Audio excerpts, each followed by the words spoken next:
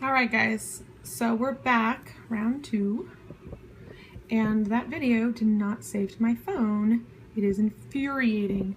Autosave is on, does not save to phone. Incredibly depressing. All right, so I'm gonna go ahead and run some lines on my page while people get back on here.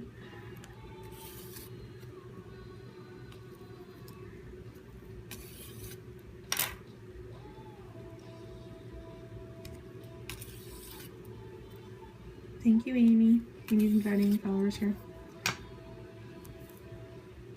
Okay, so I have a few lines on my page because I've got some spot calligraphy to do. I have my ink around. Let's switch this here.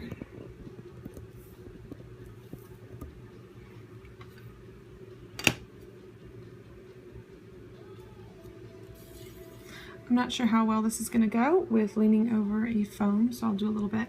And if it doesn't work, I'm going to have to finish this without you guys. Sorry.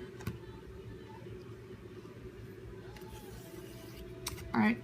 If you guys have seen the practice handouts with the lines and the grids on them, that's basically what I just did. So this is going to be my baseline. This is going to be the line at the top of my lowercase letters. And then normally I would also do a line up here. That would be the top of my lowercase letters, so my T's and my L's. But for the style I'm going to do, it's not really necessary. So before I do anything else, I'm going to pencil in what I'm writing so I know where I'm going, where my flourishes are going to fall, and make sure I don't write over letters that are coming after it.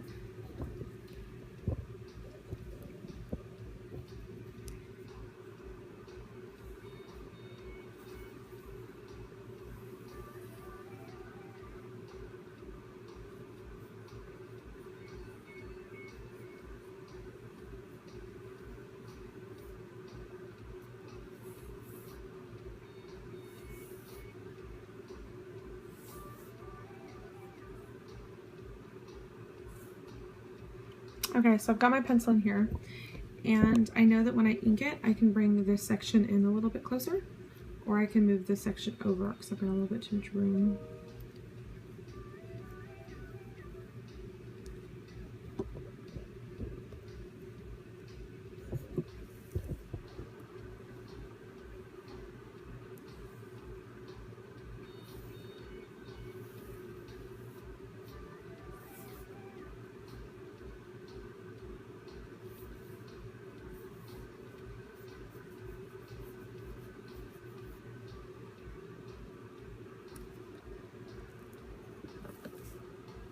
Okay, so I've got her first and her middle name. I'm going to do his. His name is Ryan, so he has an R. I'm going to do his slightly different because I know it's going to be on the second line. Okay, so here, obviously I don't want to run into my Y. So I'm going to ink it, I'll take it down a little bit further.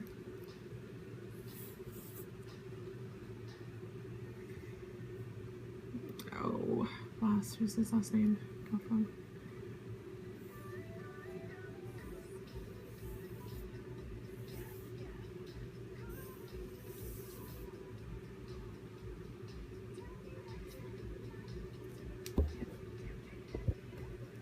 Goodness, that's what it is.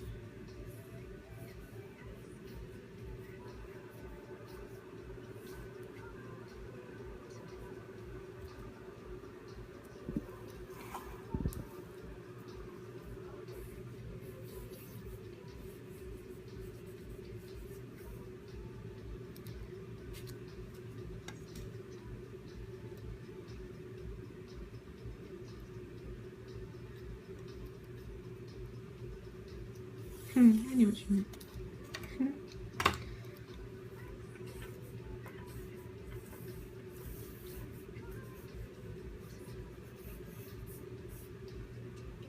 Okay, so here's my pencil. You can see some consistency in the flourishes. I do like this big giant sweep. I've got these little ovals here and here. It's pretty consistent. Alright, so here we go. I'm going to write over my phone and see how it goes. So I switched nibs. I'm switching to a Nico. With my pretty holder.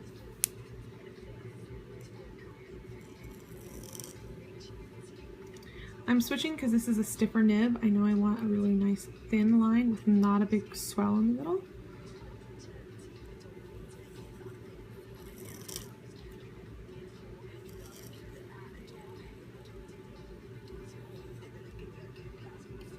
A little wobbly today, leaning over phone.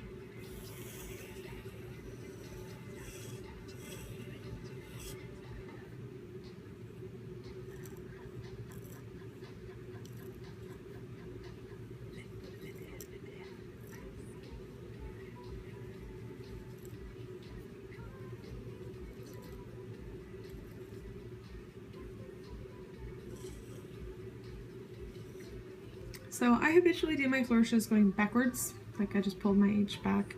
It's just a personal preference. If I had a whole memorized alphabet, I would do it the other direction.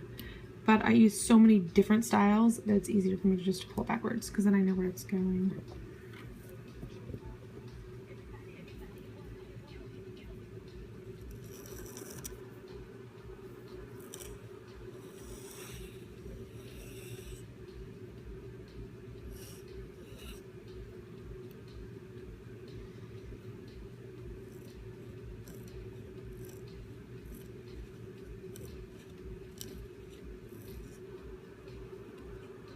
Alright, so I did cross here. The reason I allowed this to cross versus something like this Y, where did I go over here? Because this crossed a nice 90-degree angle and it gave me enough space so it looked intentional versus this Y, which clearly just kind of bumps into it.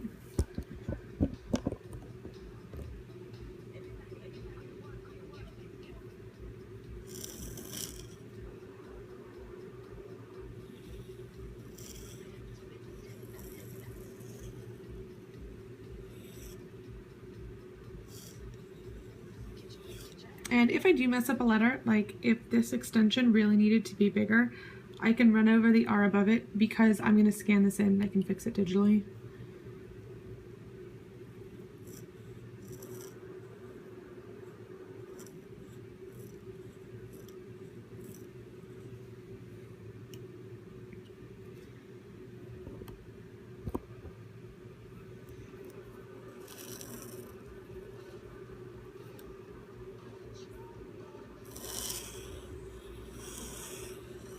It's the same thing, like these crossed, but when I scan this into the invitation, his last name is going to scoot further over, so it's going to be way over here. So I'll do that. Post-production.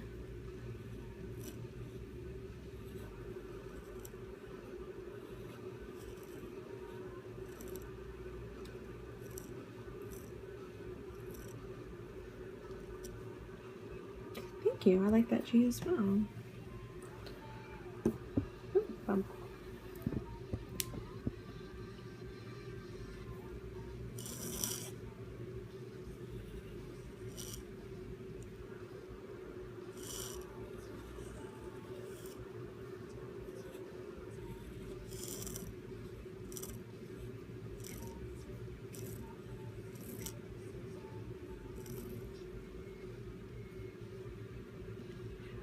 It's the same thing down here. My R is probably going to hit my E, but that's okay because that's not really where my placement is going to be.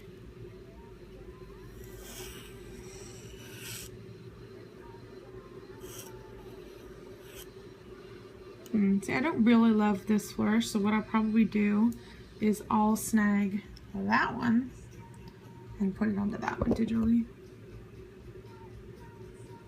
I might just steal that whole first R because it was pretty fantastic.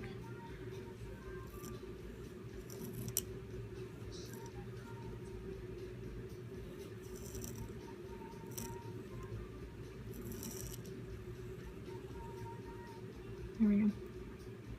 So I do have dinner and dancing to do as well, but I think that's probably good for now. So this will all dry. I will go through and erase everything. I'll check it. Like this L is pretty, like, it's wonky. It's falling over. I'll probably just duplicate this L. This L too. Apparently double L's are just not my day. Is flourishing easier on Copperplate or any other clipper people do? Copperplate is actually a lettering style, not a flourishing style. This technically could be considered, this is Copperplate. This is kind of my own version of Copperplate. It's not totally on point with technique, but these flourishes can kind of go on anything, especially if it's formal. I would say keep these to a formal writing. But you could do something like, let me rewrite Rochelle's name here.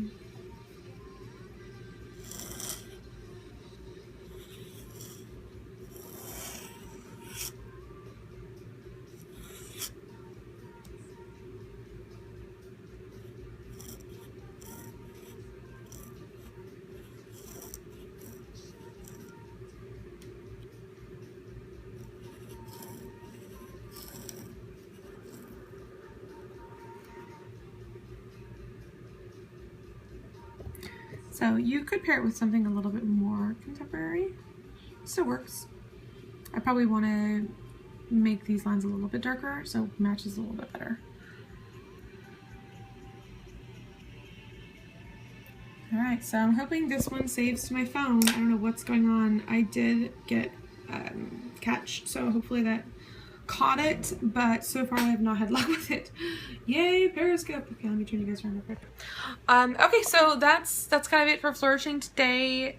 Mostly because I don't really know what else to say. Does anybody have any questions? We can go through some questions. Questions, anybody? Questions? Don't go. I'll be back tomorrow.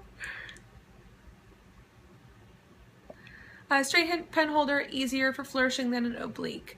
This is a personal preference thing. You're going to hear that so much in calligraphy is what is the right ink, what is the right nib.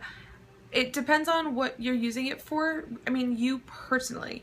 I prefer a straight holder because it's what I'm used to using. I learned on a straight holder, so it's easier for me.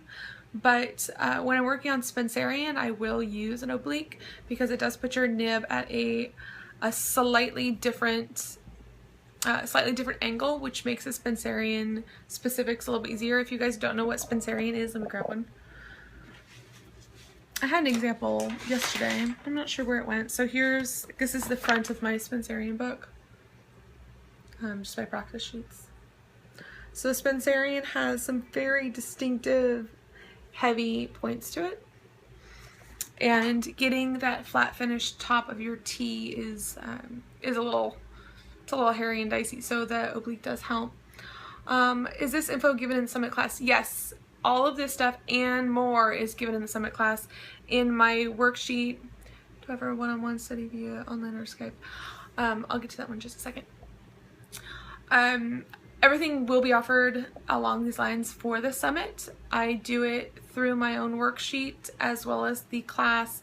Laura touched on some of it the first day, Bozzy touched on some of it yesterday, and these points will continue to get hit, like using full arm movement, developing muscle memory, and we all go through what supplies we're using through our video tutorials, so definitely. Will I be offering one-on-one classes either in person or via Skype? Yes, I do. I do offer either business development, coaching, or calligraphy art stuff as well. Right now I do it per hour, and depending upon what you guys want to talk about, it's between $175 and $250 an hour. It's a pretty intensive. It's a lot. I overload you pretty hardcore, and I don't expect you to catch on as we're going. It's more like I throw a bunch of stuff at you and then give you a few weeks to kind of start picking up the pieces. We do a follow-up meeting. It includes homework assignments at a couple different points and integers throughout the learning process, so you guys can start picking up those pieces, putting your mind back together, but then we check in a few more times. So I do offer that as well. If you guys don't follow me on Instagram, hop on Design House of Moira. Videos will be uploaded to YouTube later this afternoon. Hang on. I'm sorry I keep tipping my head. I'm holding my phone the opposite direction. Find I get in knots working out. Ah! No! I didn't catch that whole thing. Could you retype that? That might have been pillow. I think it was green, so I think it was. Would you mind retyping that? Something about knots. That's all I saw. Sorry. There we go. Modern Flourish, less traditional style. Are you part of the Modern Calligraphy Summit? If that's the case, the first portion of my video does go over more contemporary styles that are a little bit more long and lean versus the super over-the-top stuff. No, boo, you're not a part of the summit class. This stuff is in the summit class. If you're not a part of the summit, stay tuned. We might have a solution for that. We haven't really announced it or kind of nailed out the details yet. That's something that Ashley Lurcott's going to be kind of deciding on here pretty soon. But yes, the stuff is all in the summit video. I will be doing a flourishing workshop on my website soon. Yes, if you want to do a one-on-one, shoot me an email, victoria@designhouseofmoira.com. Hit me up on Instagram if you need my email, but please don't send me a message on Instagram if you want me to get back to you, because that's not the most efficient way of reaching me. Shoot me an email, and we can set something up. Yes, this is included in the summit. Who is Moira? I checked the video from this morning. We talked about who Moira is and where the name came from. We did a video. We've done 3 videos today, so it was in the first one. Any other questions for you guys today? I just saw something on Instagram pop up. Somebody asked me about my my lipstick. Again, it's a great lipstick. It is MAC Red by MAC. It's a satin. It's actually called MAC Red. Cherry lip liner. Anybody? I found I have a habit of swiveling in my chair. Is it disorienting? Anybody get seasickness? I'm in the summit and would love your style. Thank you. But I'd love to take one-on-one. So excited. It's very difficult to read sideways. Yeah, if you're interested in taking a one-on-one, hit me up and we'll get something set up either in person or via Skype. And each one-on-one is put together individually for whoever I'm working with based on what you guys want to learn specifically, whether that's flourishing, whether that's how to build a business or get clients, whether that's building your website, getting your stuff shot so it's well styled and well executed on your website. On flourishing, do you follow the same rules, thin lines when going up and down? Ooh, kind of. I mean, you don't not follow them. It's more like when you're doing a thicker line, it's always on the downstroke. That rule always does apply. I don't always do weight on my flourishes. It depends on the style of font, because some fonts I want to be more supported by the flourishes versus the flourishes kind of taking over. And I feel like sometimes when you have the weight on the flourishes through those downstrokes, you can get a little bit too much emphasis on the wrong portion of your lettering. So it depends. Let me grab some examples real quick and we can look at that. Okay, so let's look at this one. This one's pretty even. It does have some weight on the downstrokes, but it's also because the downstrokes in my lettering aren't that big. They're not that heavy. It's all pretty even. It's almost monoline. So it does have a little bit of weight to it. And then there's one like that heavy black one I did earlier, this one, that there's a lot of weight put on some of those flourishes down at the tips and the ends of them, because that was a style I was going for. There's fewer rules and more, they're not really rules, they're more like guidelines. So there's a lot of guidelines that go along with flourishing. There are some rules, I would say, trying to cross it at 90 degree, staying away from lizard tail and pigtails, finishing your movement. Those are all pretty good rules of thumb. But yes, exactly. Oh gosh, I love that. Are those all emojis? That's excellent. Yes, there's a rat and a pig. Oh, I am going to be loving this. I'm so sorry for you guys on the board. You're gonna get some no pigtails or no rats, or a thumbs up on not having pigtails and rats. So yeah, the rules are more like guidelines. But that's kind of the fun of it. You guys are not learning your super crazy traditional Copperplate and Spencerian where there are rules. You make an E this way, and this is the only way you make an E. Modern calligraphy is not like that. Modern calligraphy, we give you the rules we've come up with ourselves, our personal rules. We give you the guidelines, and then we show you how to use them. And I think that's much more important to me, is teaching you guys how to develop your own style, so that you can be an individual artist and you can be distinctive, and you guys can have a business based on your own style and your own aesthetic rather than, you know, copying other people's, which is a great place to start, don't get me wrong. That's why I like modern calligraphy. I agree. That's what I love so much about it, is it can be so individualized. Yeah, I'm going to flip this over in just a second, but when I flip it, I have to cut the video and when I'm editing, but I'm looking at myself, but the camera's over there, so it's weird. Hang on. As I was saying, yeah, it's more like rules, or I'm sorry, it's more like guidelines and rules. I'm trying to take this thing off. There we go. There we go. Any other questions for me today? Yes, more room for individual style with modern calligraphy, for sure, for sure, for sure. And that's what makes us not necessarily competition. You know, it's collaboration over competition, which is such a wonderful idea. I had told my mom I was taking part of this summit and all the other things I'm doing to go along with it, the Periscope and being super active on the Facebook board for everybody to have access to. She's like, you're training your competition. I'm not training my competition. I'm training my creative counterparts, because it's that idea again we talked about this morning, the rising tide floats all boats, that the more you guys have this knowledge in your back pocket, the stronger your business sense is going to be, and the more successful you're going to be as a business owner, and creating an industry that has an industry norm of, yes, envelopes are $3 an envelope or more.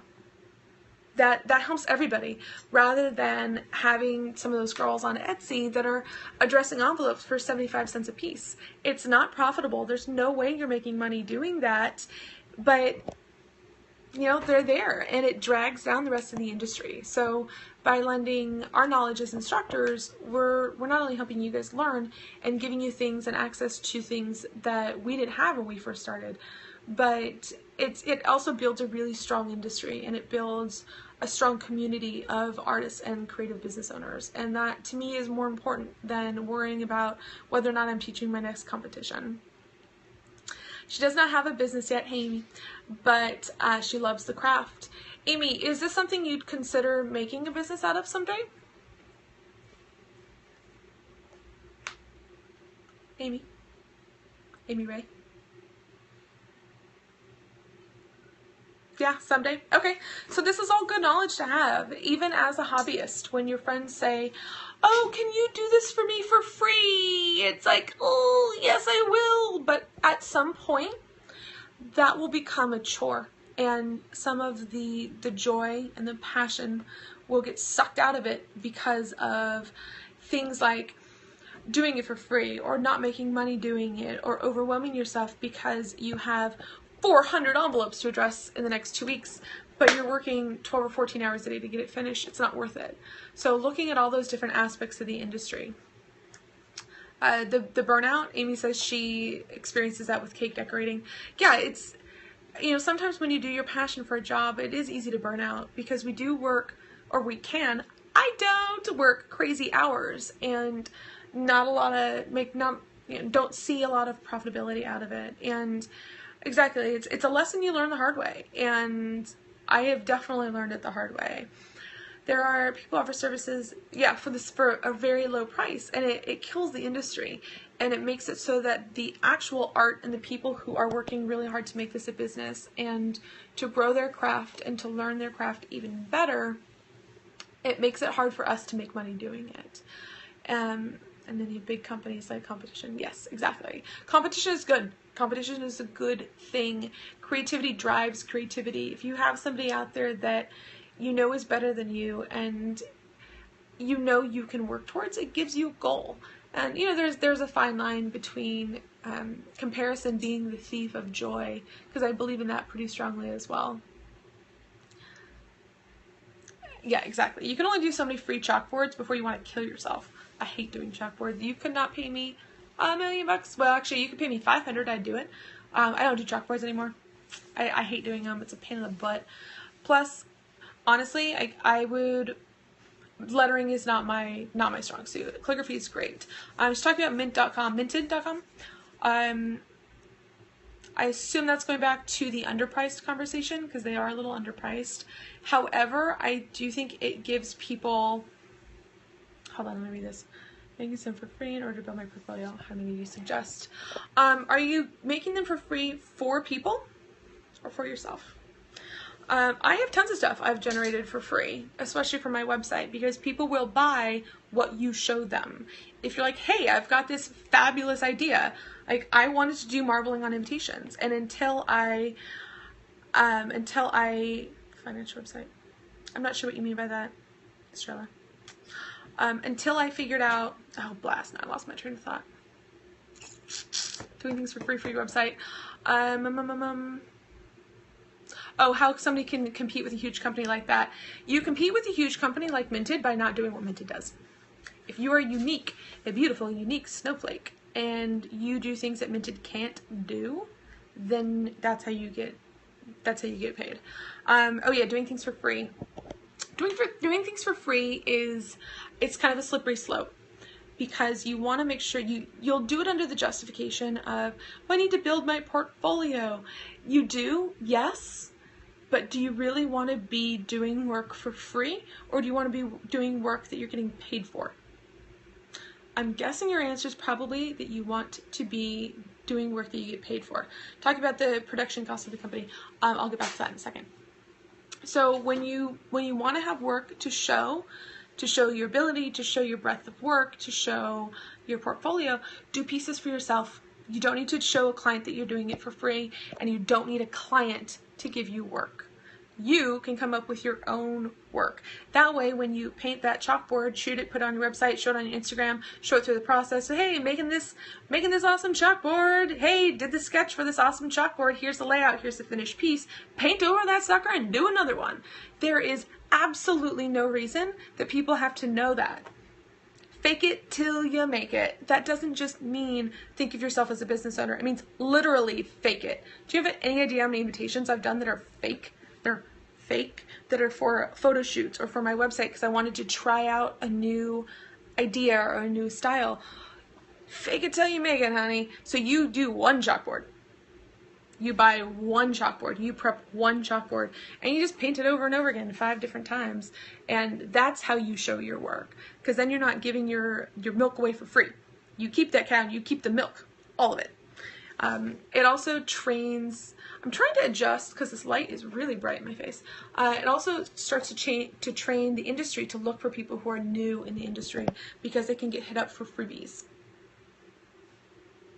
That is a falling tide, crashes all the boats onto the bottom of the ocean, and that's not what we want. But a lot of people, probably like you guys, have never thought of it that way before, and you don't really think about it until you're in that position and you're looking at it in hindsight. Like I look at it in hindsight. Yeah, were my first few envelope clients free? Yeah, they were myself. I did my girlfriend's her bridal shower invitations. That was free. And I did, let's see, the first project I ever did for a wedding was one of my own clients. I was doing their event design. I had also done their invitations, so I addressed their envelopes. I mean, I look back at it now and it was terrible. There were pigtails all over the place. But the client after that, I charged. And I charged $3 an envelope for my very first order, because I had so much practice and I had so much work to show for myself, because I faked it. Go to Paper Source, buy envelopes, write on them. People will buy what you can show them.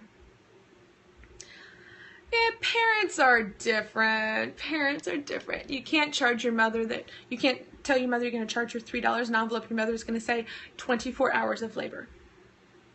And then you feel bad. The artwork you guys were watching me do yesterday, the trees, that's for my mommy. My mother cracks me up. My mom is obviously one of my biggest supporters. When she and my dad were out here last, we did like a crash course in our guest room because it had flooded.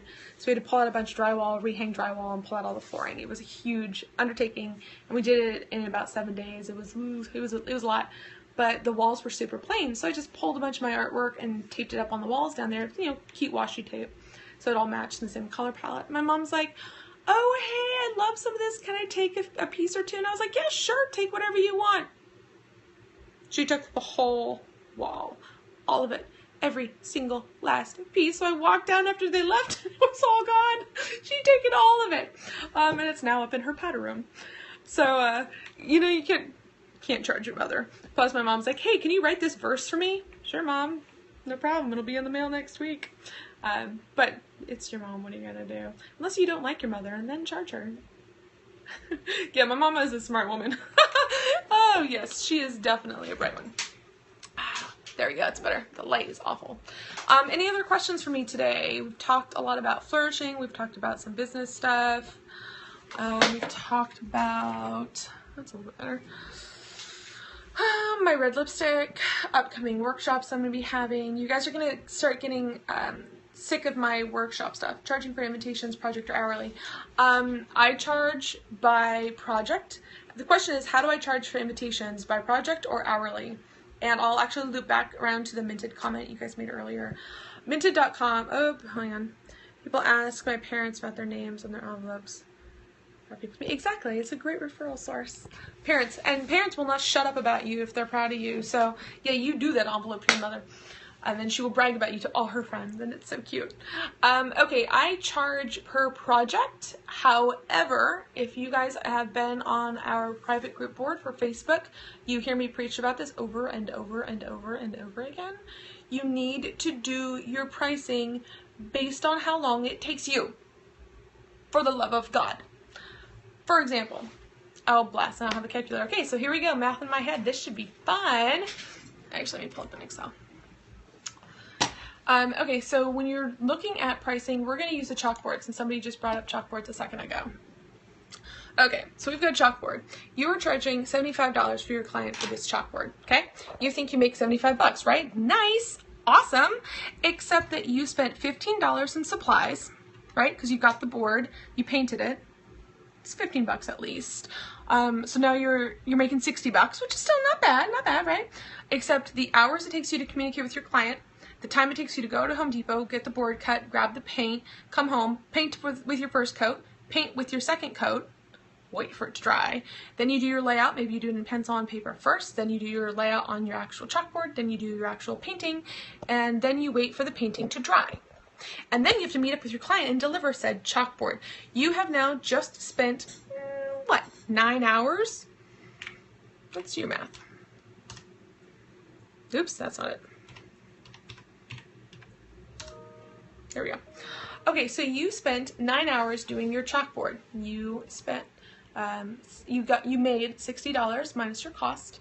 So you divide how long it took you by how much money you were paid. You just made $6.66 an hour. Is anybody pleased with that? Does anybody want to be working at $6 an hour? Exactly. Boo. No one wants that. So you need to sit down and you need to look at how long it takes you to do a project, first and foremost. If you say, I'm making 60 bucks on this, let me do this math again real quick because I cannot do math in my head. I'm an artist. I can't do math. Okay, so if you say, I can get this done in 3 hours, I can make 20 bucks an hour. That's low, because you're not working 8 hours a day, 9 hours a day on this stuff. You're only working a handful of hours a day, and the other parts you are building your website and networking and doing all the other crap that business owners have to do. It's called running a business. So if you look at this and you look at your profitability and you say, I'm making 60 bucks total, I need to get this done in 3 hours or less. You better time yourself and you better be on top of it, because in that 3 hours you need to get all those things done that we just said took 9 hours. So that means you need to learn where to cut corners. You need to have chalkboards supplied in your office, paint them ahead of time, have them prepped and ready, and cut to specific standard sizes: 5 by 7, 8 by 10, 11 by 14, 18 by 22, and 34 by 48. Whatever it is, have 1 or 2 of each size. If you do chalkboards a lot, prep them all at once, batch them. So when you have an order come in that you're only making 60 bucks on, that way you can cut your time down. You've got your layout that you cannot allow yourself to agonize over, and you can get that thing done and turned around in time to be profitable. That is how you price yourself. And personally, when I'm doing invitations, I know how long it takes me to do something. And I also know once I've done artwork, I don't want to be redoing it. So I start with a sketch. We've looked at them over the last few days. If you guys are just joining, these are the sketches I do with my clients. This is the first part of the invitation process when you work with me. Inspires you, where you're getting married, what elements you want included, what type of printing method obviously is a big one you're doing, and we do a sketch based on that. From that sketch is what I do my artwork. I do my artwork once, and that's it. In my contract, I say unlimited artwork. You're my client, you are ordering a luxury product, you can have as much darn artwork as you darn well please. However, if you change your artwork every single time you want something different, it adds to our timeline. Every single time. I time out my jobs based on how long I know it's going to take me. So if you come to me and you're like, you know, we did all this artwork, the layout's totally done, the proof is done, but I want to change it now. I'm like, okay, that's fine. It'll add another 3 weeks to your process. Are you okay with that? Yes. Okay, well then I will redo it for you, because now I've got to fit that artwork into my other workflow with my other clients who didn't change their mind a million times. So I try to keep people from changing their mind as much as possible by thinking ahead, so that I don't end up spending like 30 hours doing artwork. I can usually get artwork and calligraphy done, painted, scanned in, and digitized in about 2 hours, 3 hours. You guys see me do my painting in the morning. It's even faster when I'm doing it from a sketch, because I know exactly what I need to paint. I know exactly where the flowers are going to fall. I know how many I need because I have it on the sketch. And then from those pieces, I can build patterns and I can take them apart and put them back together again. So like for, turning around, maybe. Sweet, because I'm doing the save the date right now. It's actually on my computer, which I will turn on and I will show you. So I knew I needed a tree, but I knew I could use the same tree here twice. Flowers down here in the corner are going to be the same flowers that are here. See, I knew I needed a few more of these pieces. And then this crest, I knew I was going to use, there's a crest. I knew I was going to use in a few different places. So I need a handful of flowers, I need a tree, and I need a crest, and I need some lanterns. And that's it. The artwork doesn't take me long. I can fit it all onto one page. Hourly charge for additional drafts. I don't charge that because it's part of what I build into my initial pricing, because I know that there will be some clients, you win some, you lose some. There's going to be some that are super freaking easy, and there's going to be some that you end up redoing things once or twice, and that does balance out. If my cost was much lower, if my profitability was lower, that margin was smaller, absolutely, I would charge them for it. And you say it up front, you set your expectations up correctly. Because if your attorney draws up a bunch of paperwork and you then go back and change it, they charge you for it. If your surgeon does a surgery and you don't like the way they did it and they go back and do it again, they charge you for it. This is a normal business practice, and there's something about being an artist. People just have a hard time wrapping their head around this stuff and talking about money with their clients. So you need to start with a proper contract that says all of this stuff before you get started, so that your client's expectations and your expectations are both not only met, but well managed through the entire process. Okay, I'm pulling up this save the date real quick so you guys can see it. However, a few different things going on here. Wrong one. There we go. Okay, so here's the save the date. So here's the save the date in the sketch. Here's the save the date proof. What those two are. When you start with a sketch, you can circumvent a lot of undecisiveness and wishy-washy back and forth when you start with something that's solid. So I hope that helps a little bit in how I price my stuff. I'm sure at some point I'll do a workshop on pricing, because it's really important. If you ever plan on doing this as a business or continuing it as a business, you need to learn how to make money doing it. Otherwise, you have a very expensive hobby.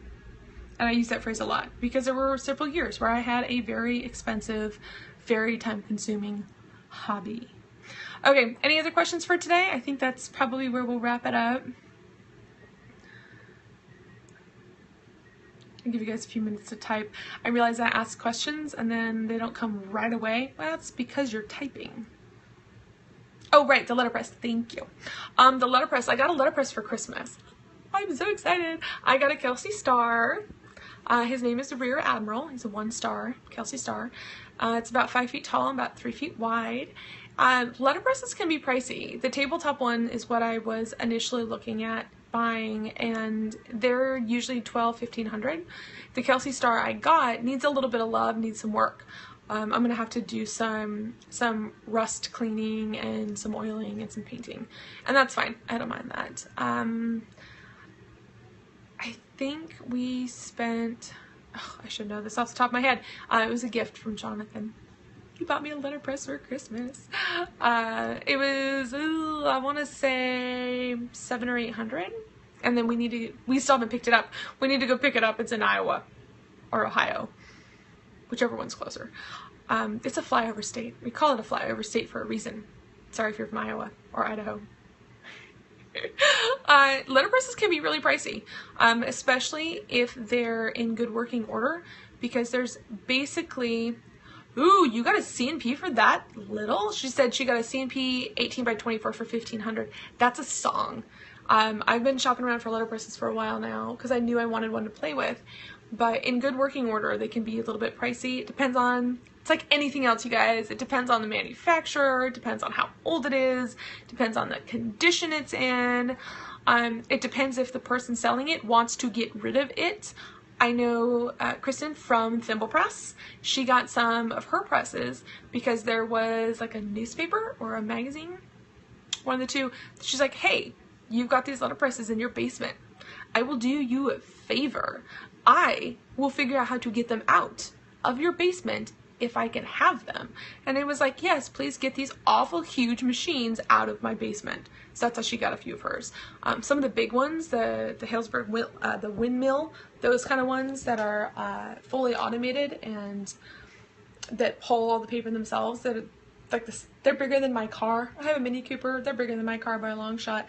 Those can definitely run you a very, very pretty penny. So it depends on what you're looking for. Are you buying the Mercedes of the letterpress world, or are you buying a VW Bug? So it depends. Alright guys, I think that's it for today. I hope that clears up a whole bunch of stuff. I don't know, we went over all kinds of stuff today, didn't we? I'll get this up on YouTube. Hopefully it saves this time, because it did not last time. And everyone's welcome. I'll see you guys throughout the summit. I'll be back tomorrow morning. We'll do some more painting, and we'll be back at noon to work a little bit through tomorrow's module for the Modern Calligraphy Summit. Thanks everyone. It was good to see you, and I hope you guys have a good afternoon.